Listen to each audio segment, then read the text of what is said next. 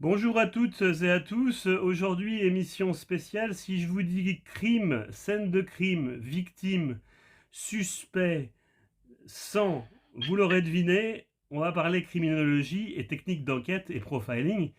Et pour ce faire, mon invité de ce jour est Mirella Brooks. Mirella est profileuse canadienne d'origine roumaine. Hello Mirella. Bonjour tout le monde. Alors, before Avant de starting with commencer les the questions, questions, pouvez-vous vous can présenter you à notre present public et yourself nous dire from qui our vous êtes, public d'où and vous tell us venez who you et quels are, sont les cas, where les you're from, affaires and dont vous allez also traiter? what are the cases of that you're gonna deal with, and, say en fait it is to tease en fait our public. Comme vous pouvez le constater, je suis née en Roumanie, je suis canadienne, je suis profiler criminel. C'est écrit sur mon diplôme, mais je suis aussi analyste de renseignement criminel, spécialiste certifié en antiterrorisme et profiler géographique GPA1. Mhm. Where you from Alors, exactly? d'où Romania, venez-vous and then en exactement? fait Roumanie? Vous nous I avez just dit, know je that you sais went back également to que vous avez Israel, no? voyagé en Israël à un moment donné. Oh oui, quand j'ai fui la Roumanie, je suis allée en Israël et de là, j'ai vécu 10-15 ans en Afrique du Sud et pendant les 20 dernières années, j'étais au Canada.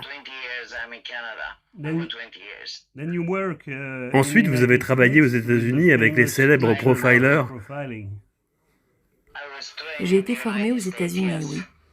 Yes. Oui, Could you tell pouvez-vous nous us dire quelques one mots thing sur vos about your formations aux studying in the États-Unis? United States, or? J'ai suivi différentes formations et des formations post-diplômées, Harvard et d'autres formations avec différentes agences. Je reste également en contact avec l'Institut national de justice aux États-Unis pour tout ce qui concerne la médecine légale. I keep in touch with everything that is new in forensics through the National Institute of Justice from the United States. Donc vous venez de nous raconter un petit peu plus en avant votre histoire, en fait, démarrant en Roumanie, puis après en Israël, et ensuite vous avez travaillé aux États-Unis pour finir au Canada. Nous allons passer maintenant à la première partie concernant le cas de Magdalena. First part of it, we are talking about Magdalena case. Can you say, what can you say about the context we're in? This is one of the most amazing and complex cases I came across, and actually is a case of global interest. C'est l'une des affaires les plus étonnantes et les plus complexes que j'ai rencontrées. En fait, c'est un cas d'intérêt général. Madalina Manol était une chanteuse pop roumaine, très populaire, et le jour de son anniversaire, de ses 43 ans, elle est retrouvée morte.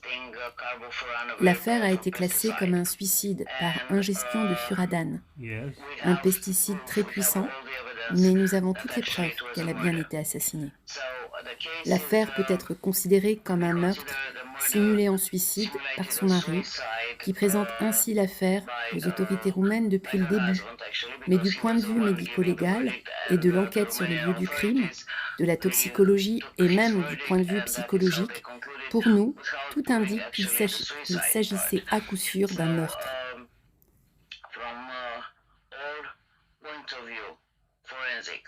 Crime scene investigation, toxicology, medical, legal, even psychological, everything points to murder. If you analyze a case. What strikes us is Ce qui frappe, c'est ce qui ressemble à un gâchis horrible dans cette affaire, dans ce meurtre. La scène du crime a été contaminée, non seulement par son mari, mais aussi par les premières équipes médicales qui ont répondu à l'appel d'urgence, et les autorités locales. C'était un genre de gâchis total. Même le rapport d'autopsie n'était pas correctement fait. À ce stade, nous avons tous les rapports effectués par des experts et même des analyses de toxicologie. Nous allons nous approcher de la Cour de justice pour rouvrir cette affaire, cette fois-ci en tant que meurtre.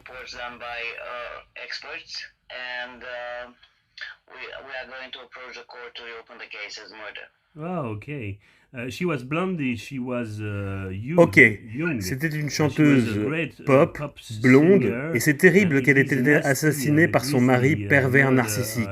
Que of a peut-on dire de narcissistic lui, du perverse. mari, What du can point you de vue say du about profiler? the profiling of her husband? The husband has Le a mari a des history antécédents de of violence. Il était marié avant de rencontrer Madalina and demanding et resté avec that, elle because he pour was l'argent. married before, Lui était pauvre et what elle he assez riche. wanted from Son mariage Madalina, précédent to avec his une name, because musicienne, he had chanteuse nothing to his d'opéra, name, s'est terminé and par un Madalina was divorce quite où il essayait wealthy. déjà d'obtenir des propriétés à son nom His first propre. marriage to an Du opera point de vue singer suspectologique, ended up in il fait preuve divorce, d'une certaine but he was trying to culpabilité get her et du estate désir into his d'hériter de name. la fortune de Hmm. Madalina. And D'ailleurs, from the quelques jours point of view of seulement après l'enterrement de suspectology, Madalina, des paparazzi prennent des photos de sa nouvelle in maîtresse a conduisant way, la voiture de Madalina he et s'installant shows dans sa maison. Et parce que les autorités ont considéré le cas comme un desire to suicide, inherit tout a everything. été fait en respectant la 2 loi sur days or l'héritage 3 des days biens entre after époux. Madalina's Il profite donc funeral, maintenant de l'argent de Madalina, qu'elle a paparazzi gagné grâce à son served propre him travail, one et of lui his s'est aujourd'hui mistresses in remarié. her house, in Madalina's house, driving her car. Mhm. And things of relationships, and he inherited everything from her by law, I mean, because it was suicide according to the authorities. So he's happily married now, living out of Madalina's work. And what are the conclusions of this Quelles case? sont les conclusions de cette affaire? Est-ce que cette affaire est toujours jugée au tribunal ou est-ce quels sont les résultats de vos enquêtes? Investigation. Murder. Actually, the case even now is of Un meurtre, public c'est un meurtre. interest. Next En month, fait, on July même 14th, aujourd'hui, l'affaire reste going d'intérêt to be, public. 13 years Le since 14 she was juillet found prochain, dead. il y aura 13 ans qu'elle a été retrouvée morte, et nous essayons jusqu'à cette date de réouvrir l'affaire, parce que nous avons toutes les preuves, je veux dire des preuves scientifiques. Mhm. And I mean scientific evidence, not opinions. Donc, nous avons vu en fait le cas de Magdalena Case, donc, qui est une affaire en fait terrible qui a défrayé la chronique en Roumanie, mais qui a même eu des répercussions à l'extérieur. Nous allons passer à la seconde partie, second part of this emission concerning Yonut. Can you tell us this case, Mirella? About Yonut? About Yonut, yeah. Yes, Yonut Ivanov is another case. Yonut Ivanov, which now le garçon, I'm preparing c'est une autre a affaire pour laquelle je second prépare report maintenant for les European deuxièmes Court of rapports pour Justice. aller aussi à la He Cour was de a justice. 24 years Yonut old, était un jeune garçon de 24 ans qui a été abattu. was Il shot. était agent de sécurité et travaillait dans une réserve du delta du Danube. Working on a C'était donc un kind agent de of, sécurité dans farm une zone protégée, préservée the et reconnue par Delta. l'UNESCO, donc pas dans une zone de scène de crime Area where habituelle. he was a security L'arme guard is, avec laquelle il a protected- reçu une balle dans protected by, l'estomac a été illégalement prise sur la propriété de la so, réserve. En raison de la nature de la zone patrimoniale de l'UNESCO, Mhm. conformément à la loi, he was shot vous in n'êtes the pas stomach. autorisé à porter d'armes à feu. The J'ai gun 2 suspects et un témoin. was illegally Cependant, taken l'affaire a été on classée that comme property, coup de feu which by law accidentel. you cannot Et have comme a gun mentionné, in nous that essayons area. maintenant à la Cour européenne de justice I de have prouver 2 qu'il s'agissait en fait suspects d'un and meurtre. 1 witness. Il semble que Yonut ait And attrapé the case au moins was 2 called, hommes qui braconnaient dans cette was zone, closed as faisant de la accident. pêche illégale, ce qui n'est pas autorisé And, dans now la we zone are at protégée. European Court of Justice, proving that it was actually murder. He caught at least 2 men poaching in that area, not only wild boar, but also poaching for fish, which is illegal. Mhm. It was illegal to fish there. Alors du coup, en effet, par rapport à ces affaires, en fait, nous, ce qu'on voit, en fait, c'est que quand Mirella m'a transmis le dossier, en fait, elle m'a évoqué, en fait, aussi la nécessité d'identifier le téléphone, le téléphone parce que c'était hyper important de le faire. Was it important of it to identify the phone of one of the author? Yonut didn't have a code for Yonut n'a pas eu d'appel sur son téléphone. Et son collègue, qui est le principal témoin de ce qui s'est passé, à utiliser son propre téléphone pour appeler son supérieur, pas pour appeler le 112, les urgences.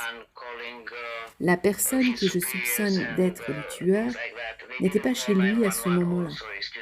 Et nous avons essayé de savoir où il se trouvait en utilisant son téléphone pour démontrer qu'il était dans le secteur à ce moment-là. Peu importe ce qu'il a déclaré aux autorités, c'était à coup sûr un mensonge.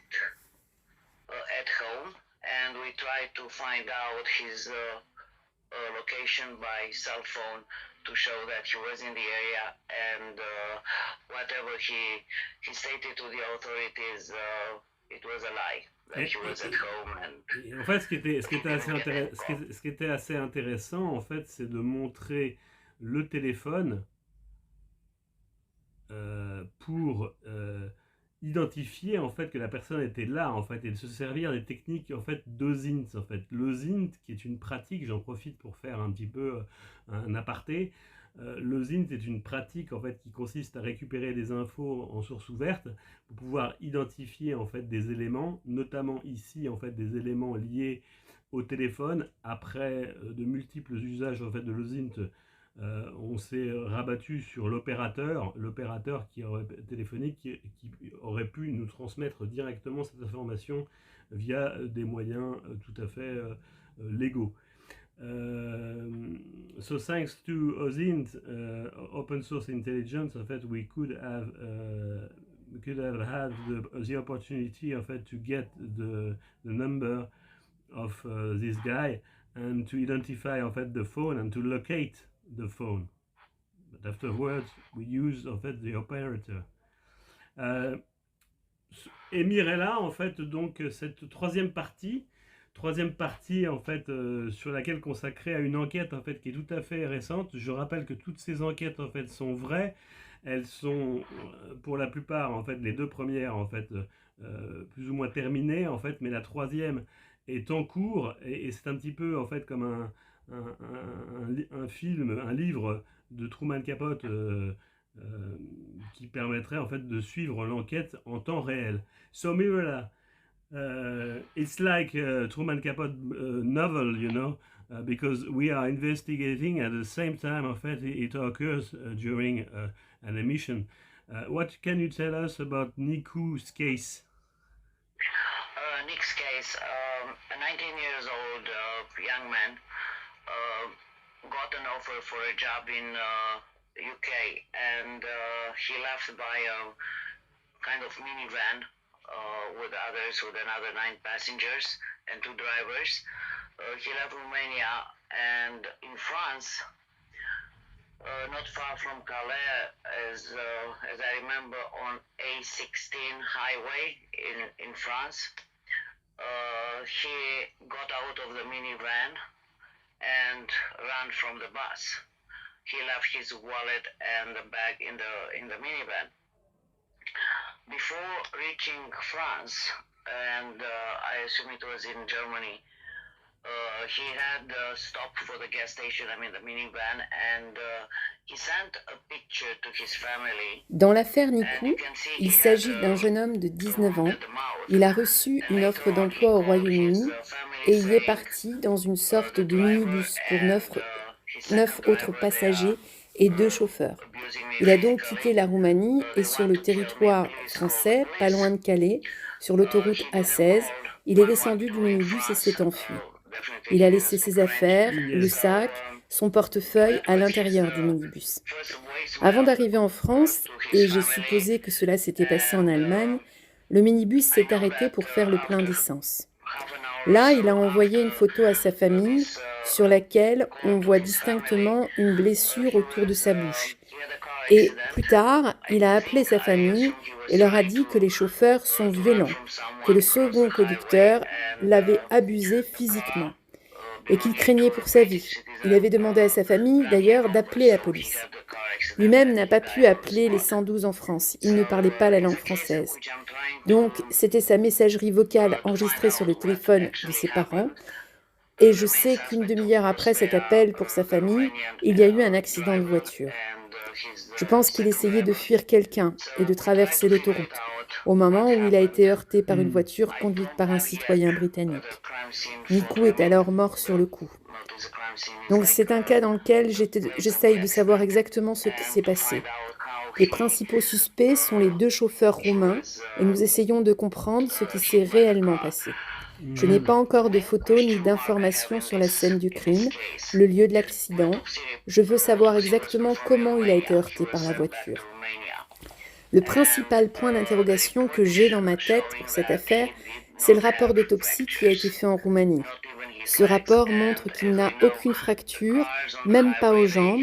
Donc si on considère sur l'autoroute une voiture roulant à grande vitesse, je n'en suis pas sûre, mais je crois qu'en France, c'est aussi environ 100 km/h la vitesse autorisée sur l'autoroute.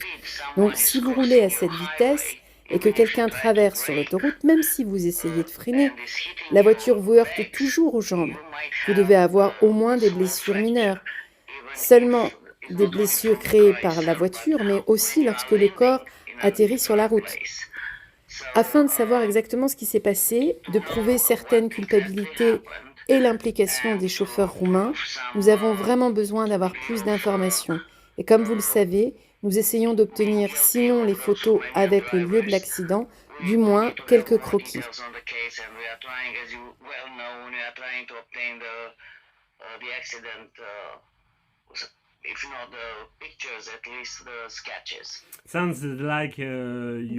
Vous semblez être spécialisé dans les accidents impliquant des délits.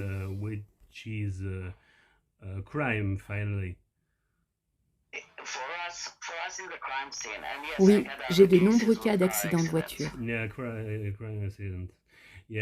L'affaire, donc, une affaire internationale qui mêle, on l'a vu, Roumanie, Canada, France et Royaume-Uni. Celle-ci, on l'a dit, démarre sur l'autoroute A16, une autoroute en fait qui a été marquée déjà par de nombreux accidents, mais aussi un accident lié aux migrants, puisque l'année dernière, un migrant a forcé un barrage pour monter en fait dans un camion qui le mène à l'Eldorado anglais et s'est fait tuer à cet endroit-là. L'affaire en fait de Nick est une affaire en fait terrible qui continue puisque nous n'avons toujours pas encore trouvé. Il y a toujours des zones d'ombre. Les circonstances de l'accident en fait sont marquées. Magdalena, what you can say if you have one word to end this emission? Mirella, je te laisse le mot de la fin. Malheureusement, il y a tellement de cas en Roumanie pour lesquels l'enquête n'est pas correctement menée ou qui sont couvertes. Par exemple, le cas de Yunit Ivanov, c'est un cas totalement couvert. J'ai des experts en balistique avec une grande réputation en Roumanie qui ont prouvé qu'il n'était pas possible d'effectuer un tir accidentel, que Yunit Ivanov ne pouvait pas s'être tiré dessus. Il y a tellement d'affaires que même si elles ne sont pas considérées comme fermées, elles soulèvent encore beaucoup de questions sans réponse. Et les familles sont victimisées 2 fois par le gouvernement et par les autorités en ne leur permettant pas d'avoir accès à tous les documents de l'affaire et ne leur permettant pas d'avoir la possibilité de prouver le contraire ou de prouver devant la Cour de justice leurs théories et leurs arguments et ainsi de faire venir leurs propres experts pour essayer de faire cette preuve.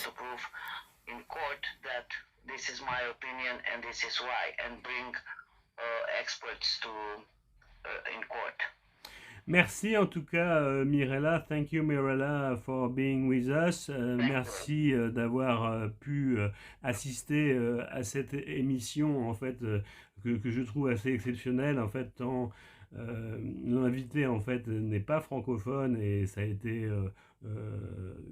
un plaisir de dialoguer en anglais avec elle. Quant à moi, je rends l'antenne en fait et je vous dis à très bientôt pour un prochain volet des univers de la sécurité. Merci. Thank you, Mirella. Have a nice day. Thank you. Bye bye. Merci, je vous souhaite une bonne journée.